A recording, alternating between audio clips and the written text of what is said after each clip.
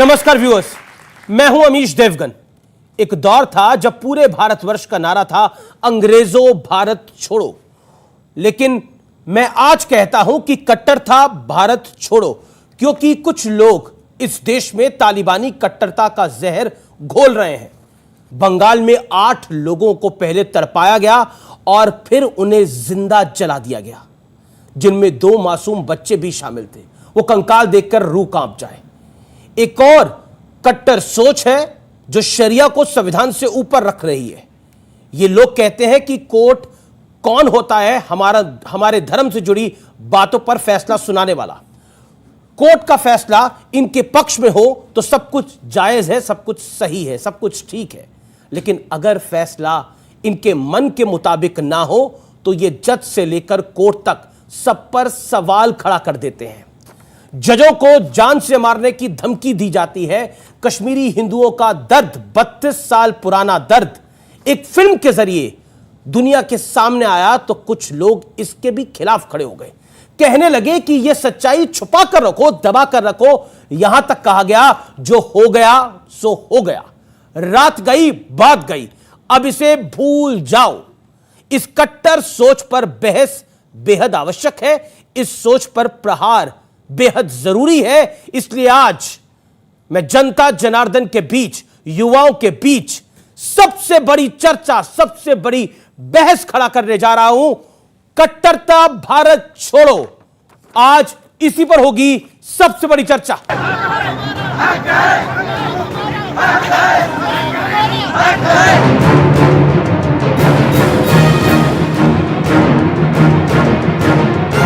कट्टरता किसी भी लोकतंत्र के लिए दीमक की तरह होती है। परेशान करने वाली बात यह है कि हिंदुस्तान में अब कट्टर सोच सारी हदें और दायरे पार कर रही है। कर्नाटक में हिजाब के खिलाफ फैसला आया तो इसका खुलेआम विरोध हुआ। जज को जान से मारने की धमकी मिलने लगी। ಈಗಿರೋ ಸೆಕ್ಯೂರಿಟಿಯನ್ನು ಹೆಚ್ಚಿಸಬೇಕು, ವೈ ಕ್ಯಾಟಗರಿ ಸೆಕ್ಯೂರಿಟಿಯನ್ನ ಕೊಡಬೇಕನ್ನುವಂತ ಒಂದು ತೀರ್ಮಾನವನ್ನು ಕೂಡ ನಮ್ಮ ಸರ್ಕಾರ ಮಾಡಿತ್ತು। बंगाल में तो कट्टर सोच वाली हिंसा रुकने का नाम ही नहीं ले रहे, क्योंकि टीएमसी कार्यकर्ता की हत्या के बाद जिस तरह से महिलाओं और बच्चों को जिंदा जला दिया गया, वो किसी भी सभ्य समाज के दामन पर धब्बा है। वारदात के 72 घंटे बाद ममता बनर्जी ने इलाके का दौरा किया, लेकिन ये दौरा कम और स्वागत समारोह ज्यादा लग रहा था।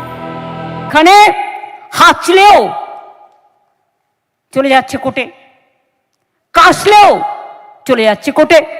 गोंडाय गोंडाय उत्तर प्रदेश, बिहार, राजस्थान, मध्य प्रदेश, उत्तर प्रदेश है, गुजराते है।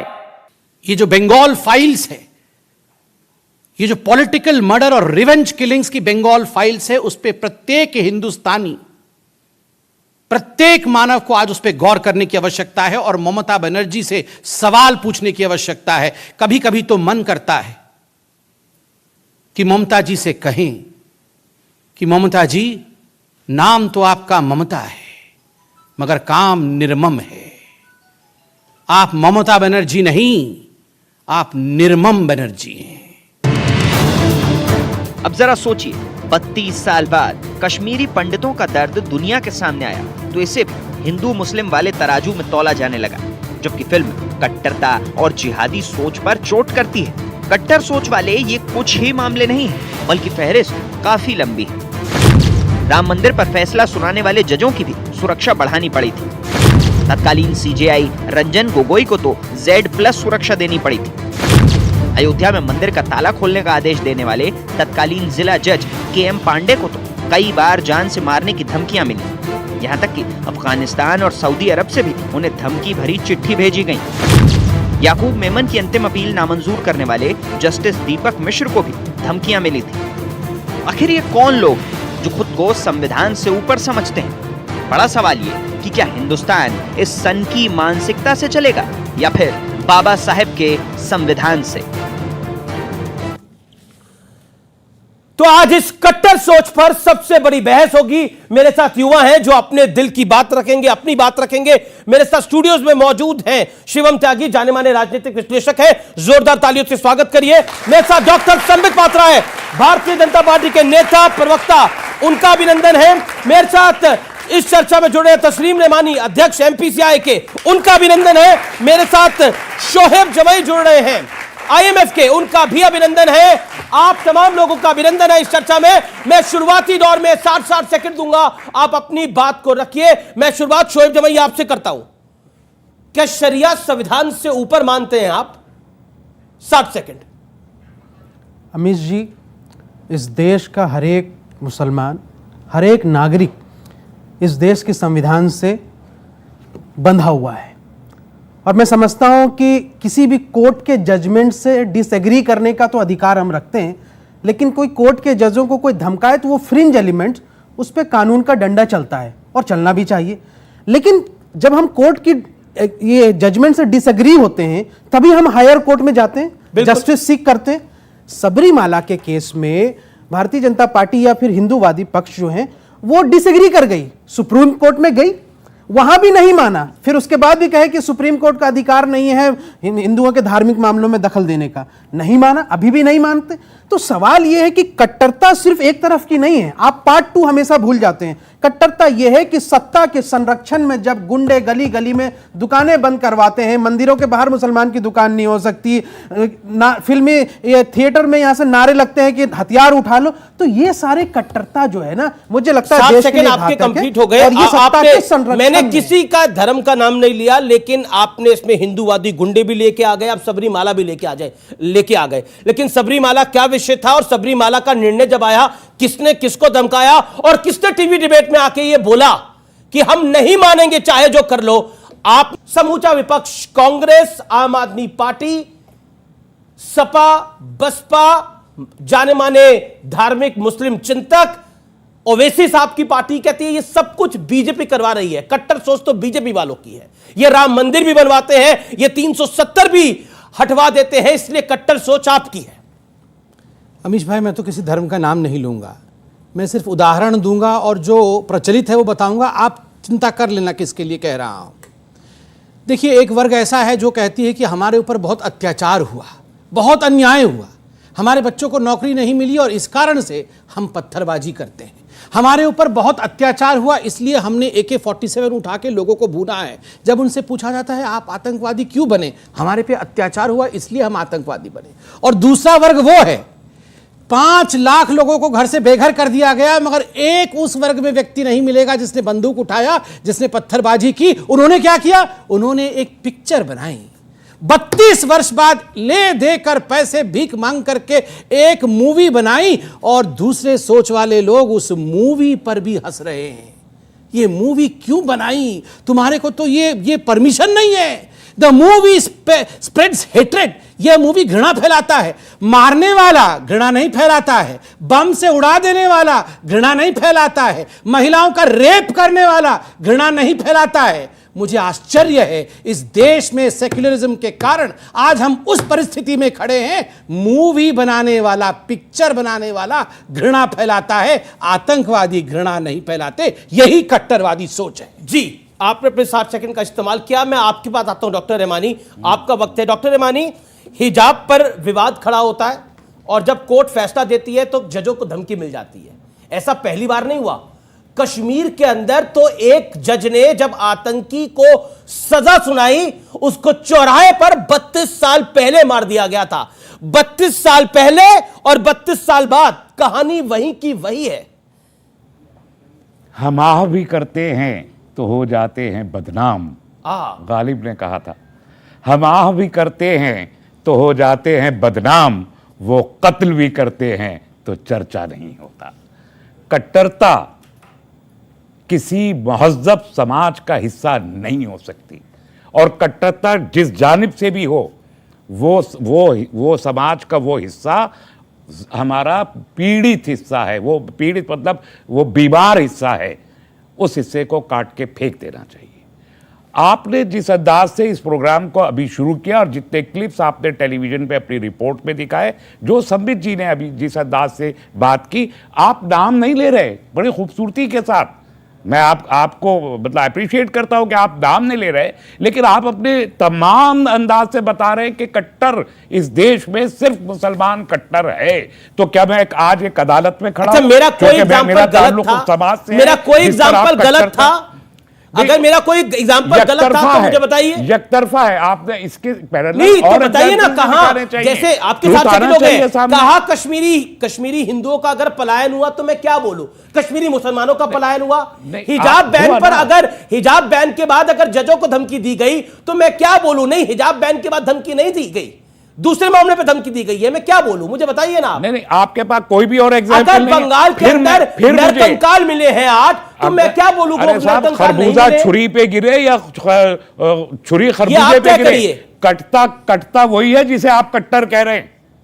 खरबूजा छुरी पे, आप देख लीजिए बंगाल में, जिस घटना का आप बंगाल में जिक्र कर रहे हैं, खरबूजा छुरी पे गिरे तो भी खरबूजा कट रहा है, और छुरी खरबूजे पे गिर जाए तो भी शिवम खरबूजा त्यागी कट बोल रहा रहे हैं है। 60 सेकंड हम तो माले सबसे मुफ्त ज्यादा बने बोले हुए अभी हैं तक। कि जहां चाहो उठा के हमको काट डालो और फिर हमी को कट्टर कहो।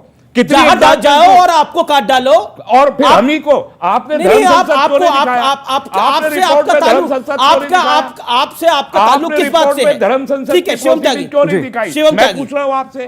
शिवम अमीर त्यागी। जी, किसी भी बीमारी का इलाज करने से पहले इस बात को एक्सेप्ट कर लेना जरूरी है कि मुझे बीमारी है। आजादी के पहले से लेकर आज तक क्या कुछ लोग मानते हैं कि वो कट्टर है? नहीं मानते वो लोग। मतलब आज जज को सुरक्षा दे दीजिए, फिर डायरेक्टर को सुरक्षा दे दीजिए, फिर कोई यहां डिबेट में खड़े होकर बात करेगा उसको सुरक्षा दे दीजिए। कितनों को, क्या 80-100 करोड़ को सुरक्षा दे पाओगे? नहीं। मुझे लगता है कि कट्टरता के लिए सबसे पहले ये उस बात को एक्सेप्ट करें। राम मंदिर के वर्डिक्ट पे क्या इस देश में एक समाज ने उसको एक्सेप्ट किया? चलिए, लोअर कोर्ट ने मैं नहीं माना, हायर कोर्ट में नहीं माना, सुप्रीम कोर्ट ने बता दिया आपको, क्या ये माने? नहीं माने। मथुरा की बात होती है, क्या ये इस बात को मानते हैं? नहीं मानते हैं। काशी विश्वनाथ की बात होती है, क्या इस बात को मानते हैं? नहीं मानते हैं। कश्मीर में 5 लाख कश्मीरियों को जो घर से बेघर कर दिया, और आज तो फिल्म भी है, चलिए फिल्म की जरूरत नहीं है समाज को, लेकिन क्या किसी ने आज तक, अभी तक कोई ये कह रहा है कि गलत हुआ, नहीं होना चाहिए था, उनको वापस लाना चाहिए, हम भी साथ देंगे? नहीं। मुझे लगता है कट्टरता को खत्म अगर करना है तो सबसे पहले इस बात को एक्सेप्ट करना पड़ेगा कि एक पर्टिकुलर तबका, खास तौर पर, मैं सबका नाम नहीं ले रहा हूं, लेकिन एक्सट्रीम लेवल पर वो कहीं ना कहीं कट्टर हैं, और उसके लिए जरूरी है कि नाम नहीं, मैं तो कहता हूं नेम एंड शेम किया जाए। कब तक नामों से बसते रहेंगे कि नहीं नाम मत लीजिए, इसका मत लीजिए, उसका मत लीजिए, सबका लीजिए और नेम एंड शेम कीजिए। जी, क्या आपको लगता है बीमारी मानने को तैयार ही नहीं है कि एक बीमारी है, लेकिन ये कैंसर है, ये कैंसर की तरह बढ़ता जाएगा और एक दिन खा लेगा? जिस देश में सत्ता के संरक्षण में कट्टरता फैले वो ज्यादा घातक है। दूसरा पक्ष कमजोर, वो रिटेलिएट कर सकता है, बोल सकता है। रिटेलिएट कैसे मतलब?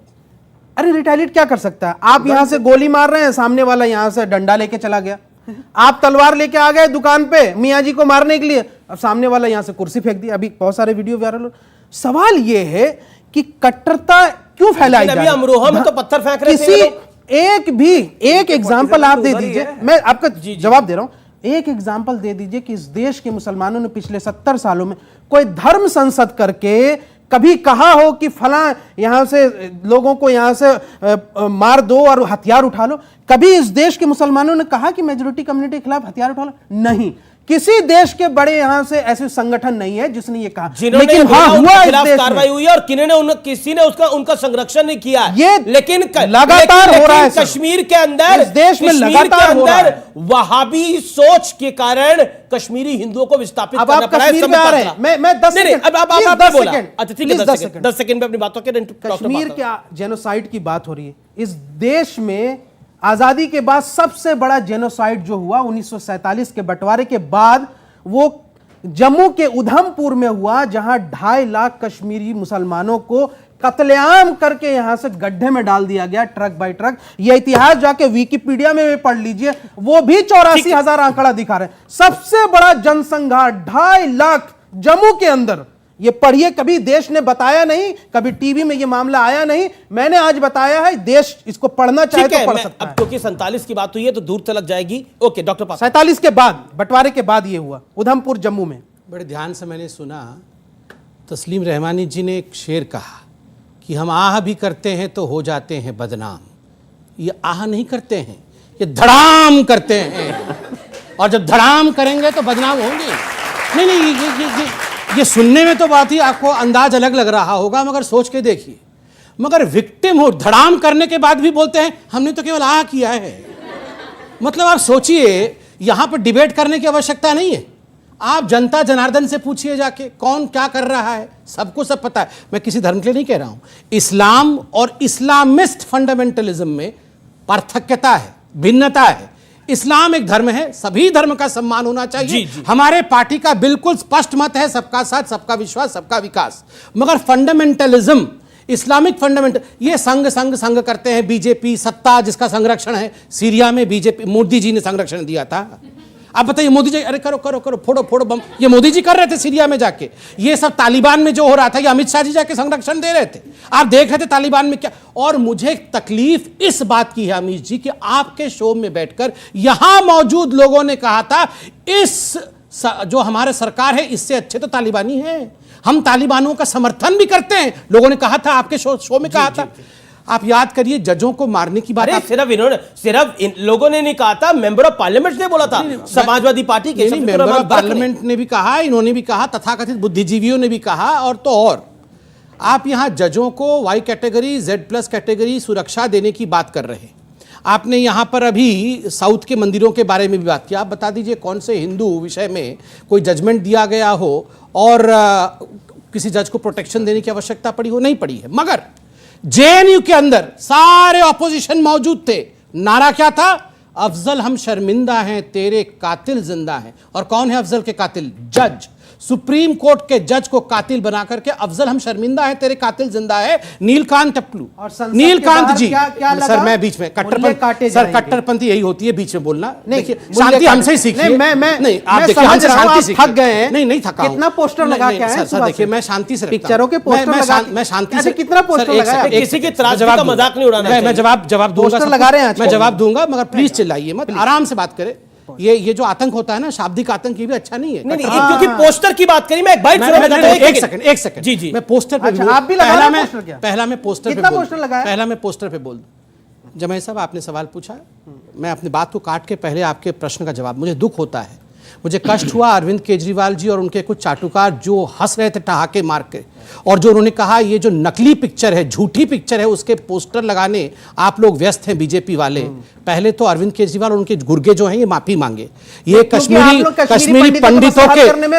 पंडितों के ऊपर ठहाके मार के हंसने से मसले हल नहीं हो गए। सर मैं आपके बीच में नहीं बोल। आपने अमित भाई, मैं आपसे रिक्वेस्ट करूंगा, अपनी बात को रखिए, ये अपनी बात को रखिए। 30 सेकंड में आप सब 30 सेकंड में समाप्त कर, फिर आप एक मिनट बोलिए। आप बोल रहे हैं आप प्रोफेसर हैं, ऑडियंस भी इस प्रकार बीच में चिल्लाते नहीं है सर। एक सेकंड सर, मैं लड़ नहीं रहा हूं। नहीं, आप मेरे हंसी उड़ाई, आपने हंसी उड़ाई, आपने बोला कितने पोस्टर लगा के आ रहे हैं। एक सेकंड मैं बोल लूं, फिर बोलेंगे। मैं बोलूं, आराम से बोलिए। ये आतंकवादी यहाँ अलाउड नहीं होंगे, इस पर चिल्लाना। ये आतंकवादी सोच की किसी को बोलने नहीं देना है, ये उचित नहीं है। मैं बोल दूं, फिर आप बोलिएगा। मैं कहां आपको रोक रहा हूं। देखिए अमीश भाई, सिर्फ इतना कह रहा हूं, चलिए हमने कश्मीर फाइल्स के पोस्टर लगा लिए, कम से कम अरविंद केजरीवाल जी, आपने अपने काउंसलर को कहा था हिंदुओं को मारने के लिए छतों के ऊपर पेट्रोल बम रखो। इमरान हुसैन, क्या कौन सा हुसैन है वो जो जेल के अंदर, ताहिर हुसैन, वो ताहिर हुसैन के छत के ऊपर हिंदुओं को मारने के लिए अरविंद केजरीवाल जी, आप और आपके गुर्गों ने बम रखवाए थे, हिंदुओं का कत्लेआम करवाया। कम से कम हमने पोस्टर लगाए हैं सच्चे विषयों में। मारने के लिए बम नहीं फेंका है इनके तरह छतों के ऊपर, पोस्टर लगाए, मैं बता, छतों के ऊपर से बम नहीं फेंके। और इन्होंने, इनकी हिम्मत, इन्होंने कश्मीरी पंडितों के ऊपर हंसी मजाक करें, इनकी हिम्मत लगाए, ये इस देश में रह करके यहाँ पर हिंदुओं के खिलाफ मजाक बसाया। मजाक उड़ाने का विषय क्या है, एक बताइए। मैंने कहा, कश्मीरी हिंदुओं के साथ इतनी बड़ी त्रासदी हुई, आर्य गिरजा टिक्कू का गैंग रेप करके उसको आर्य के बीच में काट दिया गया। अरे भाई, मुझे सब पता है। क्या पता है आपको? इसको हमें पता है, इनको कैंसर का ट्रीटमेंट पता है, सब कुछ। ये पिक्चर से पहले भगवान है, बिल्कुल। हम इस पिक्चर से पहले भी हमें पता है, इनसे पूछिए, सब कुछ पता है। भाई तुम पोस्टर लगा रहे हो, ये बताओ कितने कश्मीरी पंडितों को बसाए, वहां कितनी कॉलोनियां, रिड्रेसल आपके होते हुए बसाएंगे कहां से? आप तो उड़ा देंगे फिर से। डिस्ट्रेस सेल का क्या हुआ? आप यहां से जी, अब मैं ऑडियंस के पास चलता हूं। बना के आप लोग, आप में से कौन सवाल पूछा जाता है? पोस्टर लगा, हाथ खड़ा करें और सवाल पूछिए। पोस्टर लगा रहे हो, क्या सवाल है आपका? सर, मैं सबसे पहले सवाल आपसे पूछना चाहता हूँ। आपने अभी ये बोला कि हमने कभी भी धर्म संसद करके किसी भी स्पेसिफिक कम्युनिटी के खिलाफ कोई भी गलत बात नहीं बोली है। तो ये बताइए, सोनू निगम के खिलाफ फतवा क्यों जारी किया गया? क्या सिर्फ इस वजह से क्योंकि उसने बोल दिया था कि अजान की स्पीकर से मेरी नींद खुल जाती है? और देवबंद धर्म संसद नहीं था रे, नहीं था ना? एक दो लुखे लफंगे समाज से उठ के आते हैं, बयान दे देते हैं, चैनल उसको बड़ा बना, किसी नहीं, Deoband no any Islamic seminaries, लेकिन ये कश्मीरी पंडितों को मारने का फतवा कहां से आया था? जब मस्जिदों से बोला गया था कि तुम कश्मीरी हिंदुओं तुम चले जाओ अपनी औरतों को छोड़कर, ये किसने बोला गया था? ये नापाक पाकिस्तान से आया था। अगर कश्मीर में रहना है तो अल्लाह अकबर कह रहा होगा, तेरा मेरा रिश्ता क्या, ला इलाहा इल्लल्लाह। ये मस्जिदों से नारे निकले और उन मस्जिदों से नारे निकलने के बाद धर्म संकट करने की जरूरत नहीं पड़ी। कश्मीरी पंडितों ये नापाक पाकिस्तान से आया था ये फतवा, जहां मोदी जी बिरयानी खाने गए थे, शिवम त्यागी, एक सेकंड, वहीं से आया था ये एक सेकंड। देखिए, अब सबसे पहले तो मैं एक चीज कहना चाहता हूं कि इस देश में जितनी भी इस तरह की त्रासदियां हुई हैं उनके पोस्टर हर एक राष्ट्रवादी को लगाने ही चाहिए। मैं तो कहता हूं 84 के भी लगाइए, 47 के भी लगाइए। और ये कह रहे हैं कि मतलब धर्म संसद नहीं होती। अरे धर्म संसद की जरूरत ही नहीं है। अगर कोई हिंदू या फिर आपके बारे में जरा सा बोल दे, आप उसका गला काट देते हो सीधा जाकर। जरूरत क्या है? धर्म संसद तो तब जरूरत होगी ना।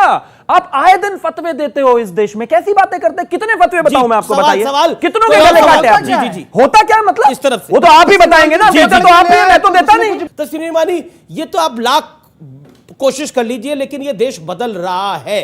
ये देश बदल रहा है जहां पर एक कश्मीरी पंडितों के ऊपर फिल्म बनती है, उसके साथ कई ब्लॉकबस्टर फिल्में आती हैं बड़े बड़े डायरेक्टर प्रोड्यूसर्स की, लेकिन वो नहीं चलती। ये देश बदल रहा है, ये देश बदल रहा है, लेकिन उस बदले हुए देश को आप स्वीकार नहीं कर रहे। पॉइंट ये है, आपको लगता है वही 1980 वाला भारत, आपको लगता है वही 1947 वाला भारत होना चाहिए। नए भारत के अंदर आप बर्दाश्त क्यों नहीं कर पा रहे? योगी आदित्यनाथ दोबारा सीएम बन गए तो अमरोहा में पत्थर चल गए। देखिए, आपने एतराफ किया और ये अच्छी बात है कि आपने एतराफ किया, और इसके कुछ एविडेंसेस मैं और देता हूं कैसे बदला देश। 2014 मई के महीने में जब मोदी जी ने शपथ ग्रहण किया, आप तो अभी तो योगी जी के बाद आया नहीं, तो एक स्टेटमेंट आया। बीजेपी वाले भूल जाएंगे, रहमानी साहब आप नहीं भूलेंगे। 14 मई 2014, ऐसा क्यों? आप मुझे जवाब देने की इजाजत मौका दे रहा हूं मैं तो खामोशी खड़ा हूं। जी बोलिए। तब एक स्टेटमेंट आया कि 800 साल के बाद हिंदुओं की सरकार आई है, विश्व हिंदू परिषद के उस वक्त के आजहानी सदर अशोक सिंघल जी का। तथागत रॉय हैं जो गवर्नर थे त्रिपुरा के, उन्होंने कहा कि हिंदू राष्ट्र बनाना है तो इस देश में खून के दरिया से गुजरना पड़ेगा। ये तब्दीली आई। जिस आप दिल्ली रॉयट्स की बात कर रहे हैं, उन दिल्ली रॉयट्स से पहले हमारे एक मंत्री महोदय जो सेंटर में बैठे हुए हैं, उन्होंने फरमाया कि देश के गद्दारों को गोली मारो सालों को। गोया पुलिस और डिपार्टमेंट है ही नहीं, अब बीजेपी के लोग गोली मारने का काम करेंगे। देश बदल रहा है, इसमें कोई दो राय नहीं है। और आप चाहते हैं, और आज जो प्रोग्राम आप कर रहे हैं इसके जरिए आप बताना चाह रहे हैं कि हिंदुस्तान के उन लोगों को जिन्हें आप कट्टर कह रहे हैं, उन्हें अपने आप को सेकेंड क्लास सिटीजनशिप अपनी कबूल कर लेनी चाहिए। आप एक्चुअली ये कहना चाहते हैं कि जो इक्वालिटी ऑफ सिटीजनरी है इस कंट्री में वो खत्म हो जानी चाहिए, और मेजॉरिटी कम्युनिटी को बड़ा हो जाना चाहिए, और माइनॉरिटी कम्युनिटी को एक सेकंड क्लास सिटीजनशिप और उसके voting right and all those thing, उनको हाशिए पे, मार्जिन पे जाके खड़ा हो जाना चाहिए। और इसके लिए हमको कबूल कर लेना चाहिए कि ये डबल इंजन की सरकार, ये मोदी की सरकार, ये अमित शाह जी की सरकार, ये योगी की सरकार आ गई है। भारत बदल गया है। अब तुम वो 80 वाले नहीं हो, अब तुम वो सेकुलर नहीं हो। अब यहां हम आके बैठे हैं जो सरकार वो कॉन्स्टिट्यूशन ऑफ इंडिया को बदल रहा है। 2014 से पहले भारत सेकुलर था। मंत्रियों ने कहा कि सेकुलर भारत के अंदर कि हम कॉन्स्टिट्यूशन ऑफ इंडिया को बदल रहे हैं। 2014 से पहले वाला सेकुलर इंडिया चाहिए, नया इंडिया। ये पॉइंट रखा गया 2014 से पहले। आपको 2014 से पहले वाला इंडिया बेहतर लगता था? पब्लिक कह रही रूल इज रूल है। अगर आप हिजाब पहन के जा रहे हो तो फिर स्कूल का मतलब ही क्या हुआ? वहाँ पे आप सेक्युलरिज्म सिखा रहे हो ना कि कोई है नहीं। सेक्युलरिज्म है बेटा, स्कूल में भी गायत्री मंत्र पढ़ते हैं ना सब लोग। सेक्युलरिज्म का सर भारतीय कॉन्स्टिट्यूशन में लिखा गया है कि गायत्री एक बार सुनिए नहीं सोहेब जमाई जी, जब तक हम जीवित रहेंगे स्कूल में गायत्री मंत्र चलेगा। ये धमकाना बंद कर दीजिए। धमकाना नहीं, बिल्कुल धमकाना बंद कर दीजिए। गायत्री मंत्र कोई हिंदू नहीं है, तो फिर पहले बता दें, गायत्री मंत्र कोई हिंदू नहीं है। गायत्री मंत्र हिंदुस्तान है, तो रिलीजन गायत्री मंत्र हिंदुस्तान है। ये धमकाइए मत गायत्री मंत्र। ना बिल्कुल इसको सुन लीजिए। आपका सब कुछ यहाँ से सही है। एक सेकंड और हमारा हिजाब गलत। अमीश भाई, तो ये हमारा गायत्री मंत्र नहीं है, ये हम सबका गायत्री मंत्र ये है। रिलीजन ये देश का गायत्री मंत्र है, इस धरती का गायत्री मंत्र है, ये हिंदुस्तान का गायत्री मंत्र है। हम गायत्री मंत्र लेके मारते नहीं, हम बम नहीं फेंकते हैं। ये अल्लाहू अकबर बोल के बम फेंकते हैं। किसने गायत्री मंत्र बोल के बम फेंका? एक उदाहरण दिखाइए। ये तय नहीं करेंगे। ठीक है, मैं सभी धर्मों का एहतराम करता हूं, मगर इन्होंने कहा कि गायत्री मंत्र कट्टरता है। मैं बता दूं, मैंने किसी व्यक्ति को पूरे विश्व में नहीं देखा है जो गायत्री मंत्र बोलते हुए किसी की हत्या करता हो। ओम तो शांति का प्रतीक है। एक सेकंड अमीश भाई, एक सेकंड इन्होंने कहा, आपने ओम पे सवाल उठाया। इन्होंने कहा आपने अमीश भाई गायत्री मंत्र में क्या होता है? देखिए, जब इन्होंने कहा गायत्री मंत्र गाना स्कूल में कट्टरता है, तो मैं कह दूं, मैंने किसी को विश्व में नहीं देखा है कि गायत्री मंत्र बोल के किसी को मारता हो, गला काटता हो या बम फेंकता हो। मगर मैंने ऑपोजिट जरूर मैंने जरूर ऑपोजिट सुना हो। जमाई साहब ने कहा कि ये गायत्री मंत्र गवाते हैं स्कूल में। मैं बता दूं, गायत्री मंत्र कोई हिंदू नहीं है, ये हिंदुस्तान का अंश है। कल को ये कहेंगे हिंदुस्तान नाम से हिंदू भी हटा दो, कल को ये कहेंगे हिंदुस्तान नाम से हिंदू हटा दो, हटा देंगे आप? ये क्या हटा देंगे आप? और नहीं अमीश भाई प्लीज अलाउ करो, बहुत दिल को दुखने वाला विषय है। नहीं, ये बड़ा विषय है, ये प्लीज मैं जवाब देता हूं। हिजाब के लिए कोर्ट ने कहा है, ये संबित पात्रा और हम कौन होते हैं? देखिए, पहली चीज तो ये कि जो कट्टरता की बात है, गायत्री मंत्र कट्टर नहीं है जी। लेकिन वो लोग जो ये कहें कि गायत्री मंत्र हिंदुस्तान में हर शख्स को गाना होगा क्योंकि भारत का है, तो फिर ये कट्टर। किसने कहा हर शख्स को गाना होगा? नहीं, इन्होंने कहा स्कूल में नहीं, बंद होना चाहिए। मैंने कहा स्कूल में होगा। मैंने कहा स्कूल का प्रार्थना नहीं, आपने कहा स्कूल से प्रार्थना हट जानी चाहिए। मैं अभी कहता हूँ स्कूल से प्रार्थना नहीं हटेगी। क्यों हटेगी स्कूल से प्रार्थना? क्यों हटेगी स्कूल से प्रार्थना? कल को आप कहेंगे स्कूल में नमाज पढ़ना शुरू हो गया है। वैसे कर्नाटक के कई स्कूल में आपने नमाज पढ़ना शुरू कर दिया है। बहुत अच्छी बात है। 21वीं सदी में जहां भ्रूण हत्या, महिलाओं की सुरक्षा, शिक्षा उसकी बात होती है, उनको आगे बढ़ाने की बात होती है, ये आज भी उनको अपना गुलाम बनाकर रखना चाहते हैं। हिजाब और कुछ नहीं है, अभी तक तो सिर्फ उतना ही है। अब आगे इन्होंने कहा कि ये भारतीय जनता पार्टी हिंदू राष्ट्र बनाना चाहती है। मुझे 10-30 सेकंड दीजिएगा अमीश जी। सांस्कृतिक तौर पर आप इंडिपेंडेंट हैं। हाँ, सांस्कृतिक तौर पर हिंद महासागर से लेकर हिमालय तक आने वाली धरती हिंदू राष्ट्र है। मेरा नाम शिवम त्यागी है, मेरे पिता का नाम राकेश त्यागी है, उनके पिता का नाम राम नारायण त्यागी है, उनके पिता का नाम छज्जू सिंह है, उनके पिता का नाम कल्लू सिंह है। मैं गारंटी के साथ कहता हूं 7वीं जनरेशन तक अगर वो नाम बताएंगे कोई राम और श्याम ही निकलेगा। इतनी परेशानी क्यों है अपने पूर्वजों को एक्सेप्ट करने में? और कोई किसी को प्रेशर तो नहीं दे रहा कि आप अपनी पूजा पद्धति बदल दीजिए। आपकी बात का जवाब। देखिए, मुस्लिम बेटियां तो सर ढकने के लिए या बाल ढकने के लिए हिजाब पहनती, इन लोगों ने अपने दिमाग में हिजाब डाल लिया है। इन्होंने अपने दिमाग में जो हिजाब डाल लिया, खराब है, क्या दिमाग में डाल दिया है? ठीक है, हिजाब खराब है मतलब? सुनिए, ये क्या बोल गए हैं बातों में? हिजाब खराब है? नहीं, खराब क्यों? आपने हमने दिमाग में डाल लिया है। इन्होंने दिमाग में इसलिए डाल दिया। क्या हो गया आज? अरे भाई, आपने करेक्ट कर दीजिए, नहीं तो दिक्कत हो जाएगी। मैं ये कह रहा हूँ, फतवा एक इधर भी जारी हो जाएगा। हाँ, मुस्लिम बेटियां जो है वो पढ़ना चाह रही थी। नहीं, ये हिजाब वाला दिमाग वाला हिजाब क्या था? अरे दिमाग में पर्दा है इनके। अरे पर्दे में दिमाग में पर्दा है तो पर्दा तो अच्छा है, आप इसको कहते हैं। इसको पर्दे को हटाइए। और आप पूरे महिला को पर्दे में दिमागी पर्दा है। ये क्या कहना चाहते हैं? अब बताइए थोड़ा, बताइए, दोस्ती निभाइए। अकबर इलाहाबादी ने कहा था कि एक रोज नजर आई राह में चंद बेपर्दा बीबियां, अकबर जमीन में गैरते कौमी से गड़ गया। पूछा कि वो पर्दा जो तुम्हारा था क्या हुआ? कहने लगी कि अक्ल पे मर्दों के पड़ गया। हाँ, ये कहना चाह रहे ये कहना आप ही लोग था वो अकल के मर्दों पे पड़ गया। अच्छा, अब कुछ सवाल जो लोग आप कह रहे थे कम अकलमंद होती है महिलाएं, वो खड़े भी थे। आप बोलिए। पहला सर कि YouTube पे तो सर बिट्टा कराटे का भी कन्फेशन है कि उन्होंने कश्मीरी हिंदुओं को मारा है। उसको आप क्यों नहीं मानते? दूसरी बात कि सर आप लोग कहते हैं कि इक्वालिटी नहीं है धर्मों में, तो फिर सर जब भारतीय जनता पार्टी कहती है कि हम यूनिफॉर्म सिविल कोड लाएंगे तो उसका विरोध क्यों होता है?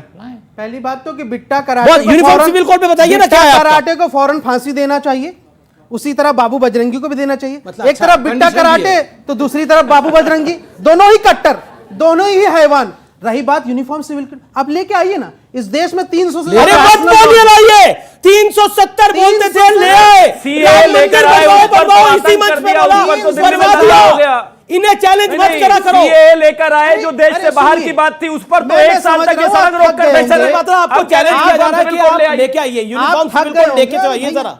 संबित पात्रा अभी पोस्टर लगा रहे थे, फिर खरबूजा बेचने लगे। बार बार मजाक मत उड़ाइए, कश्मीरी हिंदुओं का मजाक मत उड़ाइए। मुझे कश्मीर पे एक बात कहने दीजिए। अब देखिए, मैं खामोशी खड़ा हूं, मैं आपसे इजाजत मांग रहा हूं। आप एंकर हैं, इसलिए इजाजत मांग रहा हूं। आप बोलिए 30 सेकंड। मैं 30 सेकंड में आपके भाईजान चाहता हूं। 7 साल हो गए आप कश्मीर के उन परेशान हाल मुहाजिर लोगों का जो कैंपों में पड़े हैं, उनकी पीड़ा को लेकर राजनीतिक रोटियां सेक रहे हो। क्या स्टेप है? एक स्टेप बताइए कि आपने आज तक लिया हो। 7 साल से आप सरकार में, इससे पहले 2001 से लेके 4 तक वाजपेयी जी सरकार में रहे। एक स्टेप आपने लिया और फिर लेके आप उनके आंसुओं को बेच रहे। राजनीति, हमको पीड़ा होती है, तकलीफ होती है, वो लाखों लोग पड़े और आप उनके लिए राजनीति करते, उनके लिए कोई जवाब नहीं देते। उनको हम कहते हैं कि हम जाएंगे पहली गोली खाएंगे, कश्मीरी पंडितों को उनके घर में भेजेंगे, लेकिन ये नहीं चाहते। अच्छा ठीक है, इसलिए इनकी राजनीति डिपेंड करती है कश्मीर के पंडितों के ऊपर। अच्छा ठीक है, ओके। संबित पात्रा जवाब देखिए, ये सवाल हमसे कई बार आप आंसू बेच, कोई बात नहीं, उनको बोलने दीजिए, मैं शांति से जवाब देता हूँ। कई बार ये सवाल पूछा जाता है कि कश्मीरी हिंदुओं को आप तुरंत यहाँ से रवाना करिए और बसा दीजिए कश्मीर। अमीश भाई, केवल एक चारदीवारी बना करके कुछ गैस सिलेंडर, चूल्हा, डाइनिंग टेबल, फ्रिज रख देने से घर नहीं बनता है। घर सुरक्षा से होता है। मैं आपको 2 कहानी बताता हूँ, वाकया, फैक्ट्स, जो इस मूवी में भी दिखाया गया है। गिरिजा टिक्कू जो महिला है, वो कश्मीर यूनिवर्सिटी में नौकरी करती थी। वो एक लैब असिस्टेंट थी कश्मीर यूनिवर्सिटी में। जब ये माहौल बिगड़ा तो वो जम्मू चली गई। जो उसकी सबसे बेस्ट फ्रेंड थी, उसकी नेबर थी, और वो एक मुस्लिम थी। उसने फ़ोन किया कि बहन गिरिजा, हम तो बेस्ट फ्रेंड है, अब माहौल ठीक हो गया, तुम जल्दी आ जाओ मेरे घर में, मैंने तुम्हारा सैलरी ले लिया है, आके तुम सैलरी लेके चले जाओ, तुम्हारे घर अच्छे से पलेंगे। वो अपनी बेस्ट फ्रेंड पे विश्वास करके आ गई। बेस्ट फ्रेंड ने मिलिटेंट्स को अपने घर में, आतंकवादियों को छुपा कर रखा था। गिरिजा टिक्कू को वहीं अगवा कर लिया गया, आरी से 2 भाग में काटा गया। काटने से पहले उनको रेप किया गया और फिर गैंग रेप करने के बाद 2 भागों में काट करके गिरिजा को फेंका गया। वो जो इंजीनियर बालकृष्ण गंजू, ये सच्ची कहानी है। मैं बोल रहा हूं, प्लीज मैं जब बोलने 20 साल पहले और अब सुनना भी नहीं चाहिए। अमीश भाई, मैं ऑब्जेक्ट करता हूं, तारीख करने दिया जाए, तारीफ बताते रहेंगे, आप अमीश भाई आप कंट्रोल करेंगे, आप सॉल्यूशन की बात नहीं करेंगे। कहते हैं जो इतिहास क्या है, क्या हाल है, पहले आप एक्सेप्ट तो कर लीजिए, इतिहास बाद में। एक सेकंड, मेरा बोलने का अधिकार है। बोलने का सुरक्षा, एक सेकंड सुन लीजिए। सुरक्षा का माहौल कैसे है? सर, ऑडियंस भी बोल रही है। आप लोग अपने आप खड़े हो जाइए और बोलिए बोलने के लिए। संबित जी को आप अपनी बात को रखिए, लेट हिम स्पीक। देखिए, मैं किसी के बीच में चिल्लाता नहीं हूँ, शांति से सुन लीजिए, इसी का डिबेट हो रहा है। आपने अभी इंजीनियर साहब का नाम लिया, बालकृष्ण गंजू, बीके गंजू जी। बीके गंजू जी जब आतंकवादी उनके घर के बाहर आ गए, उनका नाम हिट लिस्ट में था, तो उनकी पत्नी ने कहा जल्दी जाके ना तुम, वो कनस्तर है चावल का, उसमें छुप जाओ, नहीं तो मार डालेंगे। तो वो दौड़ के जाके चावल के कनस्तर में छुप जाते हैं। उनके जो सबसे बेस्ट फ्रेंड होते हैं, उनके नेबर होते हैं, वो कश्मीरी मुस्लिम थे। उन्होंने देख लिया तो उन्होंने आतंकवादियों का कनस्तर में गोली मारो, कनस्तर पे गोली मारा और वो मर गए। देखो, एक सेकंड अमीश भाई, अगर मैं कश्मीर चला भी जाऊं, मैं कश्मीरी पंडित में चला भी जाऊं, मेरे घर के बगल में अगर रहमानी जी रहते होंगे और अगर वो आतंकवादियों को बोल दे कि यहां छुपा है पात्रा, मार डालो, तो मेरा घर, ये 4 दीवारी को मैं क्या करूंगा? अगर इस क्या सोल्यूशन है? सोल्यूशन मानसिकता बदलिए, आप मानसिकता बदलिए। ये देश है हमारा। में रुकेंगे एक अंतराल के लिए, लेकिन ब्रेक के बाद भी ये चर्चा जारी। पॉलिटिकल बिल्डिंग कर रहे हैं उसकी। आप यहाँ मत आइए प्लीज, प्लीज, ये आप इनको दूर रखिए, इनका कोई भरोसा नहीं है। ये पेट्रोल बम लेके आएंगे, इनको ऐसे लोगों को दूर रखिए। आपके घर में भी होगी। आप दूर रहिए, आप दूर रहिए, आप दूर रहिए।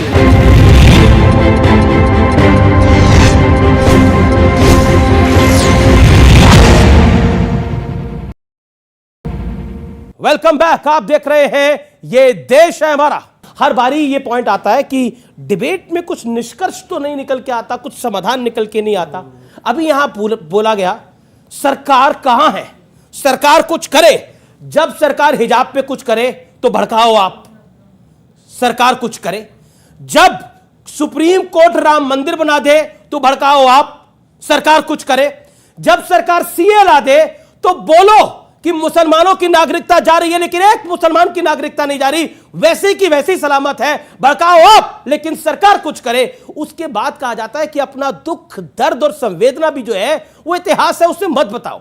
कहने के तरीके अलग हो सकते हैं, कोई कहता है रात कही बात कही, कोई कहता है आज की बात करो, लेकिन सॉल्यूशन इसका यही है कि कट्टरपंथ की विचारधारा को आगे मत बढ़ाओ, झूठ मत बार बार परोसो कि इस देश में मुसलमान आज सुरक्षित है। और इसमें बड़े बड़े कलाकार भी शामिल हुए जिन्हें बाद में बैकफुट पे जाना पड़ा क्योंकि वो झूठ बोल रहे थे, क्योंकि नहीं है असुरक्षित। अगर कहीं मुसलमान असुरक्षित है तो वो तालिबान में असुरक्षित है, वो सीरिया में असुरक्षित है, वो इराक में असुरक्षित है, भारत में असुरक्षित है।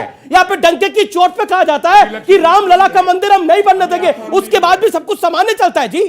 कोर्ट फैसला करती है, एक समाज अपने ईस्ट का मंदिर बनाना चाहता है, 50 साल तक वो इंतजार करता है कोर्ट का, उसके बाद भी कहा जाता है कि एक तब मुसलमान असुरक्षित है। ये भावना जगानी बंद करिए, ये किसी दिन आपकी गिरबान आके पकड़ेगी। और ये सत्य है, ये सत्य है, और ये सत्य को आप मुख मोड़ सकते हैं लेकिन इसे रोक नहीं पाएंगे, इसे रोक नहीं पाएंगे आप लोग। 75 साल से हिंदुओं की सरकार है, उसके बाद भी आप सिर्फ गिरबान ही हिंदुओं को गोली मारेंगे क्या? सुरक्षा का भाव तो पैदा हुआ है। 60 साल से कश्मीर में कश्मीरियों को, पंडितों को, हिंदुओं को काट रहे थे। 370 हटाना क्या वहां सुरक्षा का भाव पैदा करना नहीं था? वहां पर लाल चौक पर जब पाकिस्तान का झंडा फहराया जाता था तब तो नहीं बोले आप? कश्मीरी पंडित को भगाने के टाइम पे उनको ये बोला जाता था कि कन्वर्ट हो जाओ, या तो भाग जाओ या तो मर जाओ। ऐसा क्यों कहा जाता? अपने ही देश में रहने के लिए कन्वर्ट, मरना या भाग जाना पड़ेगा। ये आपको फिल्म से मालूम हुआ ना? हाँ तो सर वही तो उससे पहले मालूम नहीं हुआ था सर, वही तो चीज। पर ये तो हुआ था ना, मालूम हुआ ना अमीश भाई, रहमानी जी, मैंने आपकी दादी की दादी को देखा नहीं है, उसका मतलब थोड़ी कि मेरी दादी की दादी नहीं है। वो है, ये प्रोपेगेंडा, ये प्रोपेगेंडा यही लोग करते हैं। अमीश जी मैं जवाब दूं, मतलब गजब की बात है। आप अरे मस्जिदों से कॉल होती थी भैया, मस्जिदों से। मैं कहता हूं क्या कॉल होती, जहन बनाना चाहते हैं, कॉल होती थी रालिफ, गालिब या चालिफ, ये कहा जाता था। रालिफ, गालिब या चालिफ ये कहा जाता था। इसका जो मतलब है, जो आपने बताया, वही एग्जैक्टली इसका मतलब है कि कन्वर्ट हो जाइए, या तो मर जाइए या तो भाग जाइए। आपने एक यंग जनरेशन में एक झूठ बोला। क्या बोला? आपने कहा कि यहाँ से उस वक्त सरकार, जब 1990 में हुआ ये, तो उस वक्त सरकार जो है दूसरी थी, कांग्रेस। सर बाबू आपको बताऊं, उस वक्त सरकार कांग्रेस, ये सेंटर में बीजेपी के समर्थन से वीपी सिंह की सरकार थी। अडवाणी जी और वाजपेयी जी थे और गवर्नर सेंटर की तरफ से भेजे जाते थे। जगमोहन जी 19 जनवरी को जाते हैं जम्मू इसलिए गए कि क्योंकि विंटर में जम्मू से ही कार्यक्रम होता है, सारे ठंड होती है ना, और गए और उसी रात से वहां पे एक्सोडस शुरू हुआ। ये साजिश थी। मैं उनके जाने से पहले 70 कश्मीरी आतंकियों को, जो वहां पे टेररिस्ट थे, उनको छोड़ दिया गया, जिन्होंने कत्लेआम। मैं ये इसलिए कह रहा हूं कि जगमोहन की जो साजिश है, जिसको एएस दौलत साहब ने, जो रॉ के पूर्व अधिकारी थे, उन्होंने किताब में लिखा, उसको पढ़िए बेटा, आप लोग स्कूल कॉलेज में पढ़ने वाले, उसको पढ़िए, पता चल जाएगा कि भारतीय जनता पार्टी का और जगमोहन का कितना सस्पिशियस रोल था। अब आपने बोल दिया कि भारतीय जनता पार्टी ने और जगमोहन ने कश्मीरी पंडितों को बचाया। राजीव गांधी ने जगमोहन ने कश्मीरी पंडितों को बचाया। आप झूठ मत बोलिए, झूठ क्या कश्मीरी पंडित? अभी आप कृष्णगंजी की बीवी से पूछिए। अभी मैं अमीश देवगन की फाइल्स खोलता हूं। अरे खोलिए, आपको जो फाइल राजीव गांधी ने अपनी फाइल आपकी बंद हो चुकी है। वो विपक्ष में कहा कि बीजेपी सत्ता में है, क्यों नहीं यहाँ से सरकार गिरा? राजीव गांधी को तो चिट्ठियां लिखते रहे। अरे आप जगमोहन, राजीव गांधी ने कहा फारूक अब्दुल्ला मेरा दोस्त है। अगर मोह थी, कश्मीरियों का दर्द नहीं था। आज कश्मीरी इससे रालिफ गालिब गायब नहीं हो जाता। नहीं दिया। ओके, वीपी सिंह की सरकार क्यों आराम से बोल सकता हूं? ये क्या है? अच्छा ठीक है, आपने अपने वक्तव्य को रखा ना। झूठा फिल्म के नाम पर बेच रहे हैं कश्मीरियों को, फिल्म के नाम पर दर्द को बेच रहे हैं। क्या भाषा बोल रहे हैं? क्या भाषा है? अभी आप अलग कर रहे हो, क्या बोल रहे हैं? दर्द देख रहे हैं, निकल कर बाहर आ रहे हैं। ऑब्जेक्शनेबल है, ऑब्जेक्शनेबल है। किताब पक्का होगा, अतीत का हिसाब किताब देना पड़ेगा कि उस वक्त गुनाहगार कौन था। और आज मैं ये मांग रहा हूं, जवाब दें उस वक्त जगमोहन के बारे में। अमीश भाई, पहले तो जो बहन ने कहा कन्वर्ट हो जाओ, मर जाओ या छोड़ के चले जाओ, ये हर मस्जिद से कॉल दिया जाता था, कोई पाकिस्तान से कॉल नहीं होता था। पाकिस्तान ने बंदूक दिए थे, AK-47 दिए थे, चलाने वाले हाथ गद्दारों के ही थे। और याद रखिए, मस्जिदों से, कश्मीर के मस्जिदों से ये कॉल दिया जाता था। और अपनी औरतों को छोड़ के जाओ ये कहा जाता था। अल सफ़ा सबसे बड़ी न्यूज़पेपर थी, उसमें इश्तिहार छपता था, अल सफ़ा हिंदू हो दफ़ा, यहाँ से दफ़ा हो जाओ। तीसरी बात है, इन्होंने कहा कि जगमोहन जी 19 जनवरी 1990 को जम्मू और 22 तारीख को श्रीनगर पहुंचते हैं। तब तक हो चुका था एग्जोडस, और एग्जोडस कब से शुरू हुआ? 1988 से शुरू हुआ है। ये जो एग्जोडस 1990 का है, ये 7th exodus of Jammu Kashmir के पंडितों का है। और 1988 से ये मारने की प्रक्रिया नील का, मैं किसी के बीच में बोला था, अमीश भाई मैं ये बिल्कुल शो उचित नहीं है आपका। ठंड के दिनों में ऐसे नहीं हो सकता, कोई काम नहीं होता सरकारी, वो जम्मू में अमीश भाई ये ऐसा बर्फ की वजह से। अमीश भाई समझ गए, इसलिए वो जम्मू में थे अपने सरकारी कार्यकाल। बोला ना, आपने बोला ये टेक्निकल मिस्टेक सही कर रहा हूं ना, ये जानबूझ आप के सारी मिस्टेक को करेक्ट करिए। लेट हिम स्पीक, ताकि उनकी ला सकते हैं तो क्या चाहते हैं कि ऐसे ही आपस में लड़ते रहें? देखिए अमीश भाई एक बात बताऊं, अमीश भाई एक बात बताऊं आपको। ऑडियो डाउन कर रहा हूं। अगर अमीश भाई अगर ये कहते हैं कि हम मुसलमान हम खतरे में हैं, अगर ये खतरे में ना होते तो सोचिए अभी क्या करते। खतरे में होकर हमें एक शब्द बोलने नहीं दे रहे। अगर खतरे में नहीं होते तो अभी तक तो हम दोनों जीवित होते कि चिंता नहीं होते। खतरे में होकर ये हालत है, बताइए। बावजूद 80% मतलब हैं आप 7 साल के साथ, मतलब मार ही दो अब लोग गर्दन काट ही दो, और क्या करें। 7 साल अब बाद भाई साहब बोल सकते हैं, हाथ जोड़ रहा हूं भाई, बोल सकते हैं, हिंदू बोल सकता है। 700 अब चलो हिंदू बोल भी नहीं सकता है, छोड़ नहीं, हिंदू बोल भी नहीं सकता है भैया। साल में आपको 80% तक बढ़ाया है भाई। मतलब आपने 80% आपने बढ़ाया, आपने बढ़ाया 80%। आपकी कृपा से, कैसे 80%? आपकी कृपा से जो हिंदू जो आज 100 से 80% हो गया, इन्होंने बढ़ाया है कि घटाया है? पूछो इनसे। आक्रांता राज कर रहे थे आप ही। अमीश भाई दोनों से बुलवा लो, मैं नहीं बोल रहा। क्या मतलब आप मुगलों को अपना क्यों मान लेते हैं? औरंगजेब से रिश्ता जोड़ते हैं, राम से रिश्ता तोड़ते हैं आप। मैं कोई रिश्ता नहीं देखो जोड़ रहा। अमीश ये भाई, तो आपने बोला हमारे हम थे, आप ये भड़काते हैं। अमीश भाई ये जो कश्मीर में लोग मारे गए उस पर इस प्रकार के बेशर्मी करना, आपको लगता है ये अभद्रता आपको मेरे को और इस शो को झेलना चाहिए? ये कश्मीरियों को पंडितों का मारा जाना ये नौटंकी है? ये सब नौटंकी है? बिल्कुल नहीं। किसी महिला के साथ रेप होना नौटंकी है? मस्जिद क्या look at his facial expression. नहीं ये हंसने का, आप महिलाएं हैं, आप भी मत हंसे प्लीज। किसी महिला के साथ रेप होना ये और ये हंसने का विषय नहीं है। कमीशन पर पूछा, ये विषय नहीं अमीश भाई, I object in your show. मैं न्यूज 18 के शो में ये ऑब्जेक्ट करता हूं कि जिस प्रकार का बिहेवियर आज शोएब जमाई ने दिखाया है, जब मैंने कहा कि कश्मीरी महिलाओं के साथ बलात्कार हुआ, ये नोट किया जाए, जनता जनार्दन देखे इनके इनसेंसिटिविटी को। आप ड्रामा कर रहे हैं, आप इसको पॉलिटिकल बिल्डिंग कर रहे हैं उसकी। आप यहाँ मत आइए प्लीज, प्लीज ये आप इनको दूर रखिए, इनका कोई भरोसा नहीं है। ये पेट्रोल बम लेके आएंगे, इनको ऐसे लोगों को दूर रखिए। ये फट जाएंगे, आपके घर में भी होगी। प्लीज आप दूर रहिए, आप दूर रहिए, आप दूर रहिए, आप दूर रहिए, आप दूर रहिए, दूर रहिए। Not about not about drama. पहले मैं इनको रिक्वेस्ट करता हूं कि ये हमारे पास ना आए, हमको डर लगता है। पता नहीं क्या कर बैठे। नहीं ये विषय गंभीर है, हम तो उनके पास नहीं जा रहे हैं। ये पास क्यों आते हैं? ये क्यों पास आते हैं? इस प्रकार के मुद्रा के साथ ये पास क्यों आते हैं? ये हाथ उठा करके पास आना, हम इनके पास गए, हम इनके पास आए, ये हाथ उठा करके पास आना। हिंदू मुस्लिम पास नहीं आएंगे तो क्या? ये हाथ उठा के पास आएंगे? ये कट्टरता है। अरे हाथ कट्टरता है। देखिए महिलाओं के साथ बलात्कार हुआ, आप कहता है ये नौटंकी है? कौन कहता है ये नौटंकी है? अरे शर्म आनी चाहिए। कश्मीरी पंडित का शर्म आनी चाहिए। नहीं देखिए जो लोग कश्मीरी पंडितों की इस त्रासदी की हंसी उड़ा रहे हैं, देश की जनता उन्हें जवाब देगी। सर मेरा एक क्वेश्चन है कि बॉलीवुड में मुस्लिम मुल्क के ऊपर my name is Khan movie बनी है, न्यूयॉर्क मूवी बनी है, हैदर, बहुत सारी मूवीज़ बनी है, लेकिन जब हमने कुछ नहीं करा तो एक कश्मीर फाइल्स जो मूवी बनी है, इसमें हमारी कश्मीर पंडित के बारे में जब बात हो रही है तो तुम्हें क्यों प्रॉब्लम हो रही है? वो इसलिए क्योंकि सच्चाई निकल कर बाहर आ रही है ना, वो इसलिए क्योंकि चरित्र सामने आ रहा है, वो इसलिए कि किस तरह की बातें कर रहे हैं। अरे जो अपनी फिल्म घर की महिलाओं को दबाकर रखना चाहते हैं वो दूसरों को कहां बाहर निकलने देंगे? मैंने एक सवाल पूछा तो सर ने बोला कि आपको जब फिल्म आई है उसके बाद पता चला, जब तक फिल्म नहीं आई थी तब तक ये मुद्दा क्यों नहीं उठाया गया? फिल्म आने के बाद ही क्यों उठाया गया? इनसे अरे वो आपसे पूछ रही है, नहीं, ये सवाल मैं आपके पास जवाब नहीं है तो हमने हमेशा उठाया।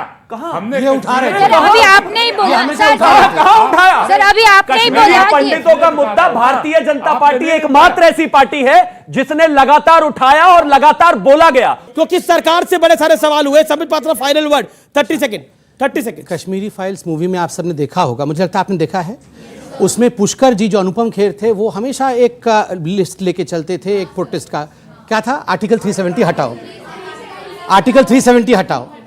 देखो इन्होंने कहा हमने कुछ नहीं किया। जो कश्मीरी पंडित के प्रॉब्लम का मेन जड़ था अनुच्छेद 370, उसको मोदी जी ने हटाया। इन लोगों ने कहा खून की नदियां बहेंगी।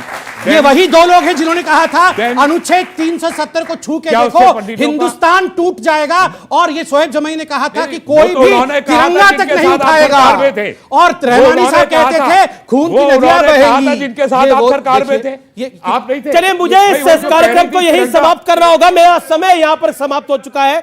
लेकिन ये चर्चा वाकई बड़ी महत्वपूर्ण है। कट्टरता तभी भारत को छोड़ेगी जब मानसिकता उससे बाहर होगी। जब हम ये नहीं मानने को तैयार है कि हिजाब अब पहनना स्कूल के अंदर, बाहर आप डालिए, अब गैर कानूनी है क्योंकि कोर्ट ने बोल दिया है, तो उसको मानना पड़ेगा। राम मंदिर अगर बन रहा है तो उसको एक्सेप्ट करना पड़ेगा। 370 अगर हट रही है तो बोलना पड़ेगा कि भारत सरकार का प्रोगेटिव है, हटा रही है। सीए अगर कानून आ रहा है, उसमें किसी की नागरिकता नहीं जा रही है, उस पर झूठ और भ्रम नहीं फैलाना होगा। आप पूछते हैं ना, किसी डिबेट में सोल्यूशन नहीं निकलता।